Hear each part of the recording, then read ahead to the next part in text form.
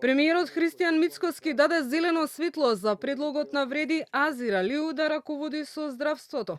Според премиерот, Алиу, кој по професија е доктор по информатички науки, ги исполнува условите за да седне во министерската фотелја која остана празна по оставката на Таравари, кога тој реши да ја напушти владата и да замине во опозиција. Во наредните денови, како што посочи Мицкоски, предлогот ќе биде пуштен до пратениците за да го мине и собранискиот филтер. Дали сметате дека господинот Алиу ги исполнува условите за да биде еден министер за здравство?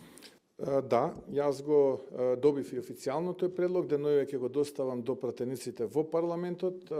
Со господинот Алиу се познаваме, така што мислам дека добро ќе соработуваме во рамките на владата. Додека црно на бело не се потврди неговиот избор, Алиу не сака јавно да коментира за тоа како ќе го спасува најболниот сектор.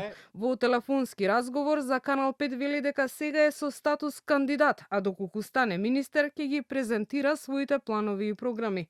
Идниот министер за здравство ќе има полни раце работа бидејќи здравствениот систем според поплаките на пациентите има и површни, ама и длабоки рани.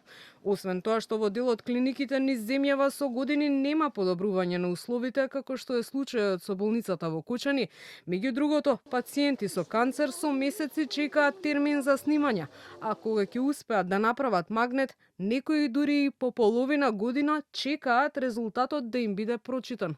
Во околу 3 децении од сите оние кои раководеле со здравствениот систем, само Никола Тодоров е правник, а Алиу, доколку биде избран, ќе биде вториот кој ќе министерува со здравството, а не доаѓа од лекарската фила.